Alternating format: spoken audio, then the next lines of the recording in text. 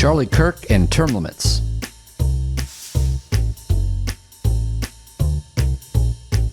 Hi, I'm Philip Blumel. Welcome to No Uncertain Terms, the official podcast of the term limits movement. This is episode 271, published on September 21st, 2025. Your sanctuary from partisan politics. With the murder of Charlie Kirk, the attention of the nation seems to have turned to him. Who was he? What did he stand for? Why was he so controversial? Well, those questions are well beyond the scope of this podcast. However, you might ask, what was Charlie Kirk's and his organization's stand on term limits? Well, we can help you with that one. Term limits was not at the top of Kirk's agenda. In bringing this up, I'm not trying to oversell this. I'm just basically bringing the subject of this podcast to bear on an important topical event. I don't think it's surprising that, like some 87% of Americans, Kirk supported congressional term limits, and so did his organization, Turning Point USA. Kirk made this clear via a series of Twitter and X posts over the years. Here's one from December 15th, 2016. Quote, "Term limits would have a multi-generational positive impact to drain the swamp and rid D.C. of the permanent corruption that pollutes it." Yeah. Another post a few years later shouted, "Term limits now," in all capital letters. I have a couple more of these, but you get the point. His organization, Turning Point USA, has also tweeted on the issue. For example, in an X post from 2014, the organization stated that term limits would be a beautiful thing. And more recently, in 2023, TPUSA posted, quote, "Once again, I come to you all with a novel idea, term limits." Kirk also embraced the idea of using an Article 5 convention for term limits and other amendments. The Founding Fathers gave us a foolproof way to rein in an overreaching federal government in Article 5, he wrote in 2017. "A convention of states is the only constitutional way to limit the power and jurisdiction of the federal government, and anyone who wants to give power back to the people will support this growing movement." So there you go. And now, from the other side of the aisle, this is a public service announcement. Andrew Yang is an American businessman, attorney, and author who came to prominence as a Democratic presidential candidate in 2020. Term limits was a top issue in his campaign, and he's still pushing the idea. Here's Yang with a PSA reposted by The Hill. Hey everyone, you know me as the math guy, and some of the numbers that are jumping out at me now are that our members of Congress are getting a little bit up there. The average member of Congress is 58.4, Senator 64.3, leadership is 81 and 70. We need leaders that understand technology, understand the changes that are happening around us more and more. We need term limits, which 75% of us are for. It's common sense. Let's get this done and modernize our leadership and government. Like Kirk tweeted on yet another occasion about term limits, a balanced budget, and a ban on lobbying by ex-Congress members, these are not partisan, they are patriotic. He was right. Next. Representative Ralph Norman of South Carolina is the chief sponsor of the Congressional Term Limits Constitutional Amendment, HJR 12. Of course, he signed the U.S. Term Limits Pledge to co-sponsor and vote for the amendment, but more than that, he has helped get other pledge signers to fulfill their commitment and co-sponsor the bill. Few people in the U.S. House has done more to advance the amendment. Today, HJR 12 has 101 sponsors. So, imagine how my heart sank when I heard that Representative Norman was leaving Congress. But as one door closes, another opens, as they say. Representative Norman is hardly going to leave his term limits activism in the U.S. House. Ralph Norman is now officially a candidate for the governor of Georgia and has signed the U.S. Term Limits Governor's Pledge. It reads, quote, "I pledge that as governor, I will support the U.S. term limits resolution applying for an Article 5 convention for the limited purpose of enacting term limits on Congress." Now we're talking. As you know, U.S. term limits is pushing both a congressional term limits constitutional amendment in Congress and an amendment proposing convention called by the states. 12 states so far have officially called for this convention. And we thought earlier in 2025 that Georgia was going to be the 13th state and the 4th in 2025. And it almost was. The Term Limits Convention application passed the Georgia Senate, and we believed that we had enough votes in the Georgia House. And, we probably did. We just never got a vote. And now the legislative session in Georgia is over for 2025. So we have to start all over in Georgia again next year. But don't worry, we will. Now, it looks like we're going to have a powerful ally on the campaign trail and maybe in the governor's mansion in 2026. We'll see. On the other hand, there are politicians like U.S. Representative Guy Reschenthaler of Western Pennsylvania, who signed the U.S. Term Limits Pledge to co-sponsor the Congressional Term Limits Constitutional Amendment as a candidate.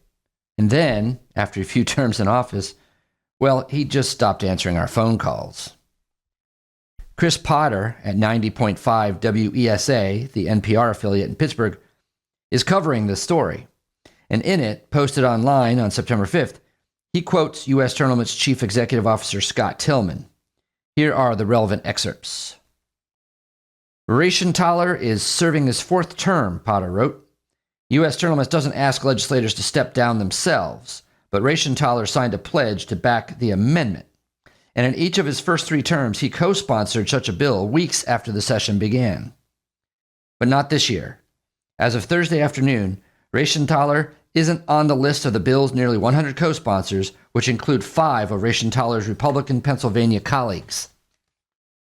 Sometimes it's an oversight, said Tillman, but we've been trying to reach out to him several times and we haven't gotten a good response. I know the feeling. When I asked Reschenthaler's office on Wednesday why he wasn't a co-sponsor and whether he planned to be, his office shared this statement with WESA. Since coming to Congress, Representative Guy Reschenthaler has supported legislation limiting terms for federal lawmakers. As a member of the House Republican leadership, he is laser-focused on enacting President Trump's America First agenda and delivering results for hard-working Pennsylvanians. That told me something I already knew, that Reschenthaler had supported term limits in the past without addressing what I wanted to know, whether he'd do so now. When I asked him on Wednesday for clarification, I did not get a response. Even if he does, the delay stings because Reschenthaler has found time to back other legislation. He is, for example, one of 4 co-sponsors for H.R. 691, which designates Washington Dulles International Airport in Virginia as the Donald J. Trump International Airport. And there are limits on the movement's patience as well. U.S. Term Limits is posting a billboard along Interstate 70 in Washington County, which runs through Reschenthaler's 14th district, with a photo of Reschenthaler that accuses him of breaking his U.S. Term Limits pledge. 9 out of 10 of your constituents support this, Tillman added. You made a promise to your voters. What's the holdup? Next, we return to President Trump's suggestion that he just might run for a 3rd term as president. We think he was joking, or trolling, to be more precise, but the question arose again on Fox News last week as Bret Baier interviewed Supreme Court Justice Amy Barrett. Let's listen. President Trump run for a 3rd term. Supreme Court Justice Amy Coney Barrett was asked recently about the constitutional amendment preventing such a scenario. And the 22nd Amendment says you can only run for office for 2 terms. True. You think that that's cut and dry? Well, that's what the amendment says, right? After FDR had 4 terms, that's what that amendment says. Her answer came in terms of what she says is the concrete nature of some of the amendments in the U.S. Constitution. Barrett argues others are much more vague. This as some Republicans flirt with the idea of Trump running again. Next, the Muskogee Creek Nation might pass a constitutional amendment on term limits. I hope the U.S. Congress is paying attention. The idea unanimously passed the relevant committee and is now headed to the full National Council for a vote. If adopted, this amendment of Article 6, Section 2 of the Constitution of the Muskogee Creek Nation will limit National Council representatives of the Muskogee Creek Nation to a total of 3 terms, whether consecutive or non-consecutive. The law would go into effect beginning in January 2026. Meanwhile, in the country of Chad, things are moving the other way. On its website, Radio France International ran the headline, Chad's move to drop presidential term limits slammed as a burial of democracy. RFI reports that Chad is a step closer to allowing the president to serve an unlimited number of terms after the lower house of parliament signed off on major constitutional changes this week.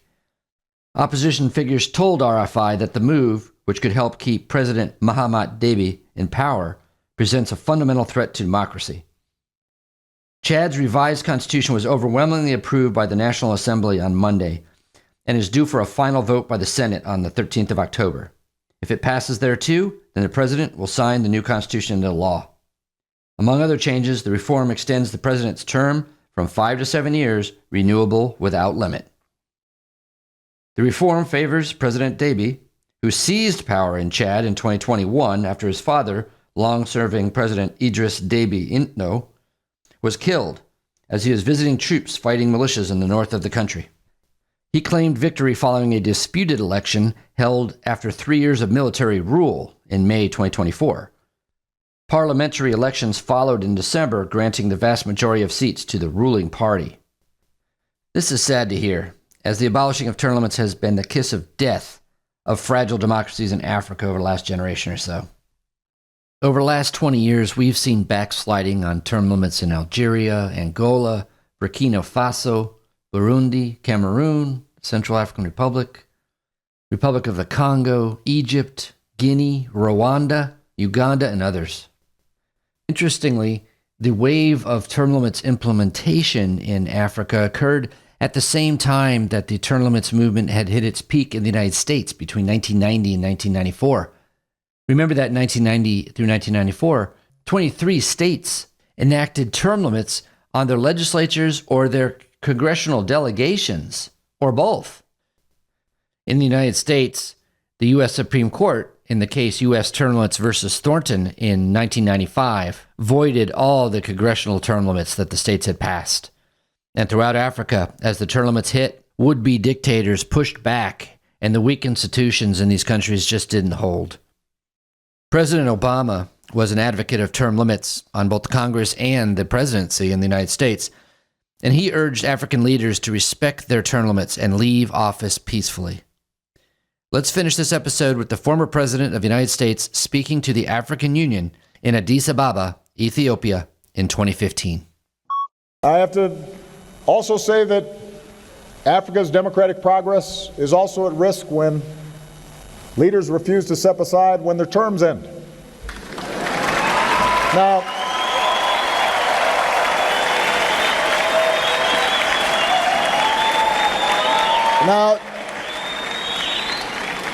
let me be honest with you. I do not understand this.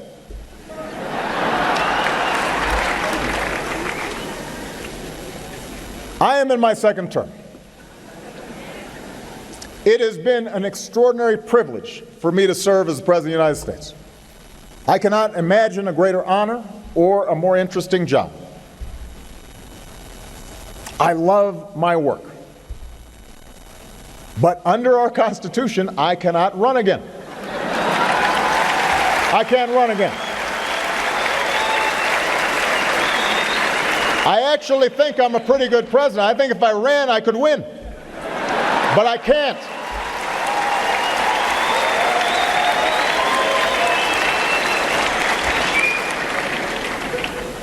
So there's a lot that I'd like to do to keep America moving, but the law is the law. And no one person is above the law, not even the president.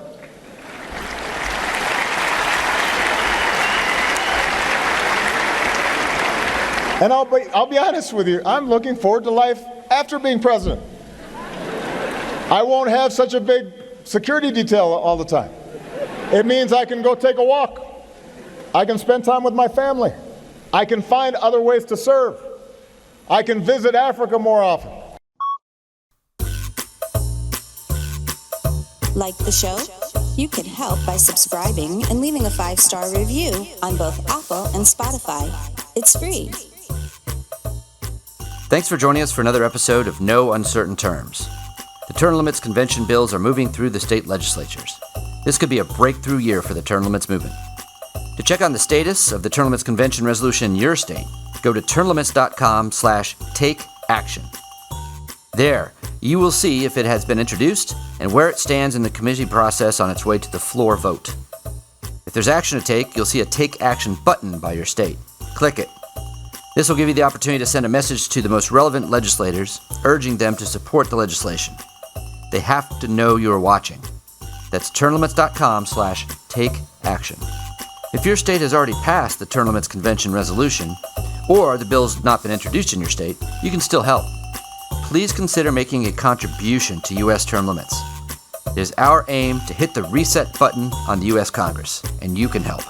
Go to termlimits.com/donate. termlimits.com/donate. Thanks. We'll be back next week.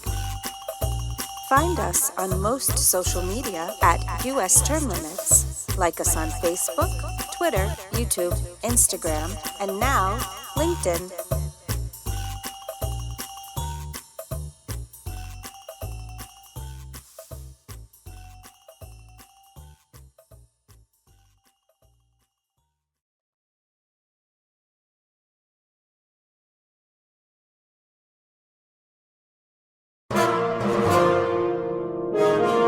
USTL.